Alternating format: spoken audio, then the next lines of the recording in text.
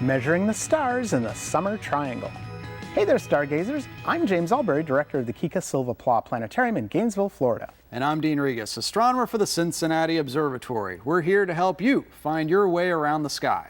This week, we want you to kick back and relax under the stars. Summer isn't over yet, and those warm evenings are perfect for lying on the grass and looking up. The brightest stars of the season are high overhead. There you'll find a triangle of 3 celestial dazzlers, the stars of the summer triangle named Vega, Altair, and Deneb. We can't let summer go without taking a closer look. Let's show you. Okay, we have our sky set up for after sunset any night this week facing east. The summer triangle is really high in the sky. See it up there? Well, to save our necks, let's fly up to the top of the sky, up to the zenith. When you lay back on the grass, point your feet to the east and you'll have a very similar view to this. No matter if you live in the country or in the heart of a city, you should be able to find these 3 stars distinctly in the sky.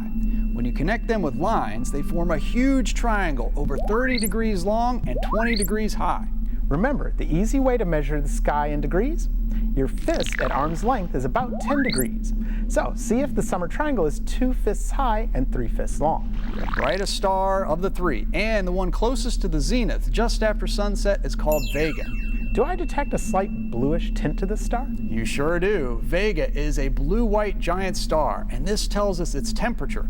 Blue is hotter than white, which is hotter than yellow. Vega is well over 16,000 degrees Fahrenheit on its surface, much hotter than our 10,000 degree yellow sun. The second brightest star in the triangle, and the one off to the right, is called Altair. Altair is stark white in color with a temperature of over 13,000 degrees Fahrenheit. And the faintest of the 3, over to the left, is called Deneb.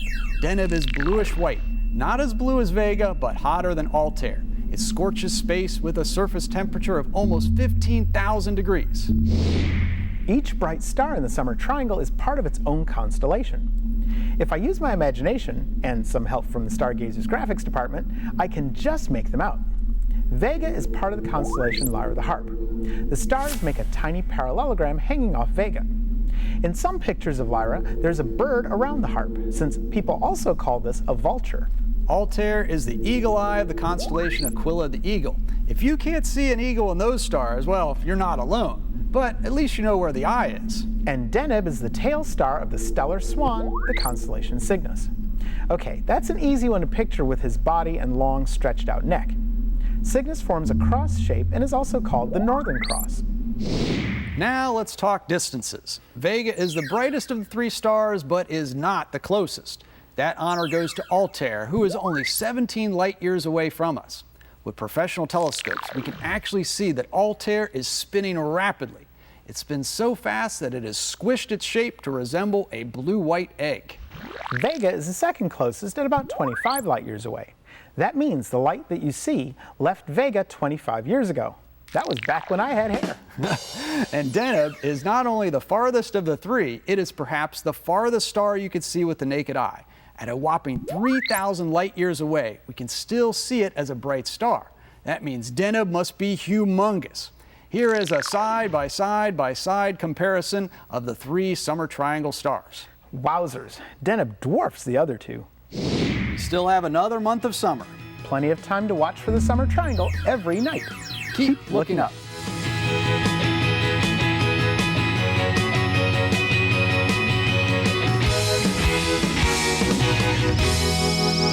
Thank you.